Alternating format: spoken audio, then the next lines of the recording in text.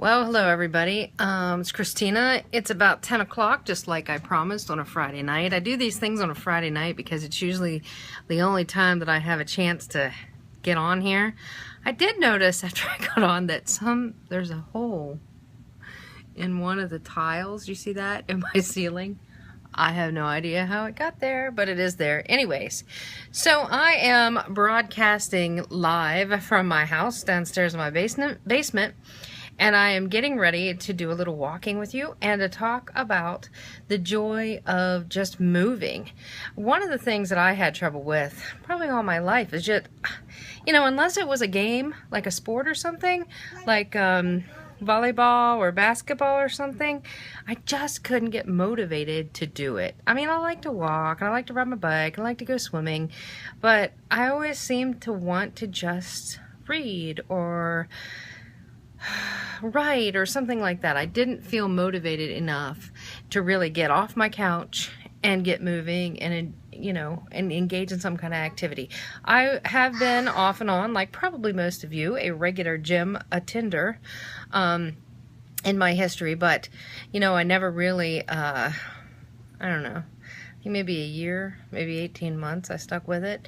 I did like curves one time though, but it got really boring. And if you've ever done curves, it's like this monotonous thing, this routine, the same equipment, the same stupid, awful music blaring from the ceiling. It might be better now, but back then that's what it was. Curves was just a boring.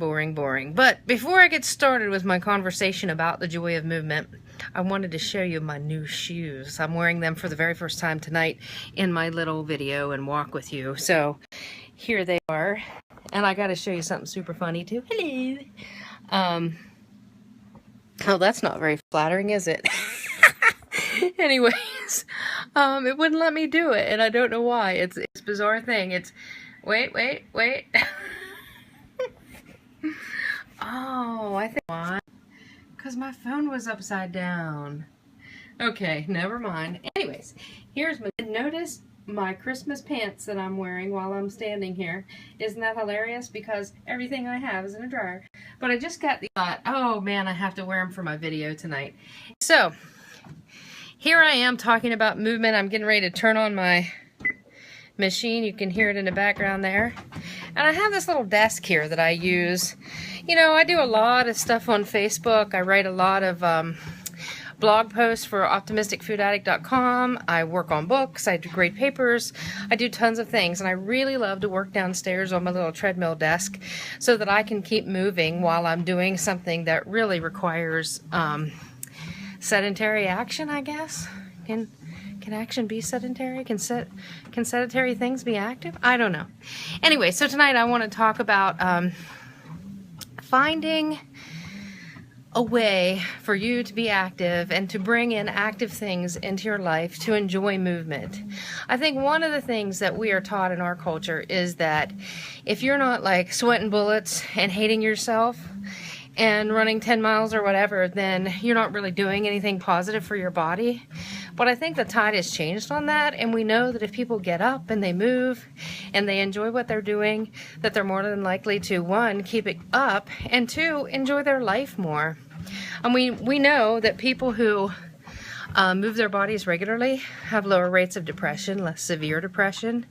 And I know for me, when I'm more active, I'm less likely to overeat. So anyways, what are some ways then that I have brought the joy of movement into my life? Well, one, I absolutely love going bike riding with my son. He will be 5 pretty soon.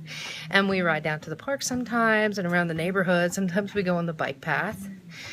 I like working out down here on my treadmill, which is what I'm doing right now while I'm talking to you, while I grade papers and write. Oh, I love to go hiking in the park that's near my house. And they have beautiful trails, like 3 or 4 different trails. And even if you live in a city where you don't have a lot of greenery and things like that, you can still make the most of it. Go on a walk, see what you see, take a camera. I think there's this mistaken belief that if you're not walking at, hey Anna, if you're not walking at some kind of fast pace, that you're not getting a workout or it's not beneficial. And so even if it's not, I guess, strengthening your heart muscle, that doesn't mean that whatever action you're doing, whatever joyous movement you have in your life, isn't beneficial to you. And so I think some of us give up sometimes. Look at that crack, that's really annoying. I think that we give up though. Hey Sharon, if we think that, you know, we're not doing as much activity as people think that we should be doing. Like if we're not lifting weights and putting them on a chart, or if we're not walking on the treadmill for 45 minutes at a 4 point whatever at 7 miles an hour, well, I don't know. But I think you get the point. I think we're locked in, like we are with other things in our society, with exercise. I mean, what is exercise? It's just the joy of movement. People garden for exercise. They go for walks. They climb trees. Believe it or not, at 42, I've climbed a tree recently. I always said, though, that I was going to try doing a cartwheel this summer. I don't think I want to risk that. I'd probably break a wrist or something like that. But it sure would be fun. It looks like fun. Last weekend, I went to a child's birthday party, and it was held in a gym, and there was a basketball court. I shot hoops for like 2 hours or something with the kids, and ultimately quit because my husband got mad because I was beating him, even though he's way taller than me. It was hilarious. So there's ways, all kinds of ways, that you don't even have to plan for it to bring activity in your life. You don't have to do it every day. You don't have to do it 5 times a day. I know that Tracy, hey Anna, and LOL to you too. I know that Tracy, a member of our group, one of the moderators, I know she goes hiking like all the time.